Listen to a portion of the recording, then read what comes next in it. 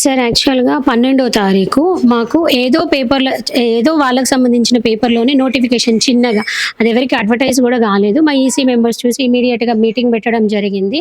గత 14 రోజులుగా అంటే 13వ తారీఖు నుంచి మా దగ్గరికి మీడియా మిత్రులందరూ వచ్చి మమ్మల్ని సంప్రదించడం జరిగింది. కానీ ఇన్ని రోజులు భూసేకరణ అన్నారు. భూసేకరణ అనే నోటిఫికేషనొచ్చింది. దానిలో భాగంగానే మేము పోరాటం జేయడం జరిగింది. మీడియా మిత్రులందరూ మాకు సహకరిస్తున్నారు. రాష్ట్రంలో ఎంతమంది ప్రజలున్నారో అంతమంది సహకరిస్తున్నారు. ఆల్ ఆఫ్ ఎ సడెన్‌గా అపోజిషన్ పార్టీ లీడర్స్ ఎప్పుడైతే మాకు సహాయ సహకారాలు అందించడానికి వచ్చినారో, ఆ తెల్లారి నుంచి ప్రభుత్వంలో పనిజేసే కొంతమంది వాళ్ళు అసలు వాళ్ళకి తల తెలీదు, తోక తెలీదు, ఇక్కడ ఏం జరుగుతుందో తెలీదు. వాళ్ళొచ్చి బఫర్ జోన్ ఆర్‌డీఓ గారొచ్చి ఇప్పుడు సడెన్‌గా బఫర్ జోన్. మరి 10 రోజుల నుంచి మీరేం జేశారు? అప్పుడు బఫర్ జోన్ అని తెలీదా? బఫర్ జోన్ గాని దాన్ని నువ్వు బఫర్ జోన్ అని ఎట్లా అంటావు? నిజంగా బఫర్ జోన్‌లో ఉంటే 2012 జీవో ప్రకారం ఉంటే ఇది ఇప్పుడు జరిగేది 2026.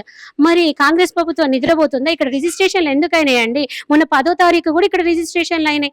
మరి జీవో ప్రకారం అయితే అసలు బఫర్ జోన్ పక్కకున్నాయైతే ఎవడు కొనుక్కోవద్దు, ఎవడు అమ్ముకోవద్దు, ఎవడేం చేయొద్దు. మరి ఇన్ని రోజులు ఏం చేసిండ్లండి గవర్నమెంట్? మాకదే అర్థం కావట్లేదు. All of a sudden buffer zone అని మమ్మల్ని అందరిని ఏదో మేము చీట్ చేస్తున్నాం జనాలను, మా మీద బురద పోసే ప్రయత్నం చేస్తున్నారు. వాళ్ళకు కింద కింద కార్యకర్తలు కొంతమంది టీవీలలోకి ఎక్కి ఏమొస్తదండి మిడిల్ క్లాస్ జనాల మీద అట్లా మాట్లాడితే నేను ఒక్కటే చెప్పదలుచుకున్న మీడియా ముఖంగా మాదైతే బఫర్ జోన్ ఎట్టి పరిస్థితులలో కాదు.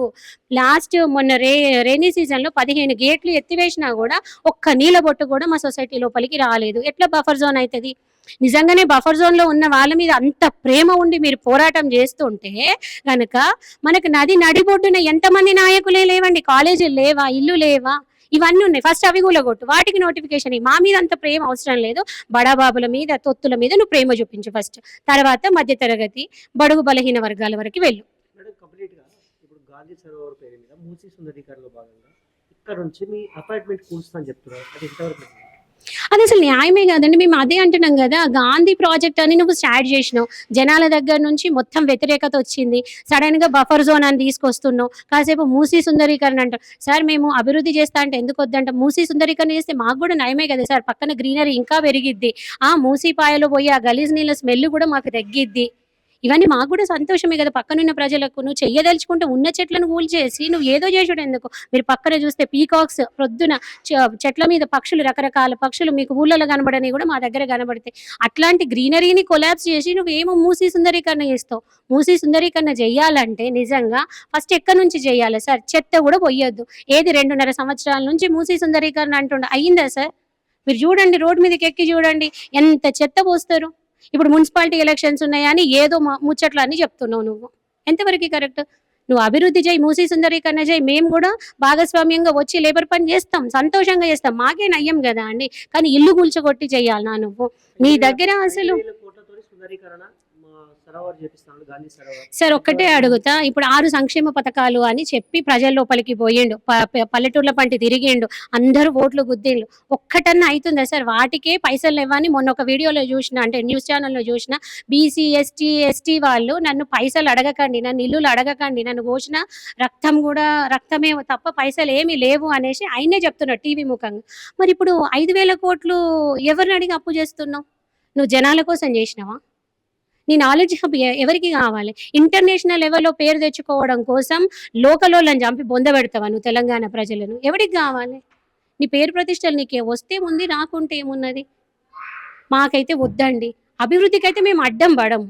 కానీ అభివృద్ధి పేరుతోటి జనాలను చంపేసుడు, ఇల్లులను కూలగొట్టుడు అయితే కరెక్ట్ కాదండి. మమ్మల్ని కోసిన రూపాయి లేదు అని చెప్పిన రేవంత్ రెడ్డి గారు ఇప్పుడు 5,000 కోట్లు ఎందుకు పెట్టాల్సిన అవసరం ఉంది? అదే కదండి. అదే అర్థం కావట్లేదు. అది ప్రభుత్వం ఎందుకు ఇట్లా చేస్తుంది? వాళ్ళ ఆలోచనలు ఏంటియో మాకు తెలీదు. ఆల్ ఆఫ్ ఎ సడెన్‌గా పిడుగుపడింది మా మీద.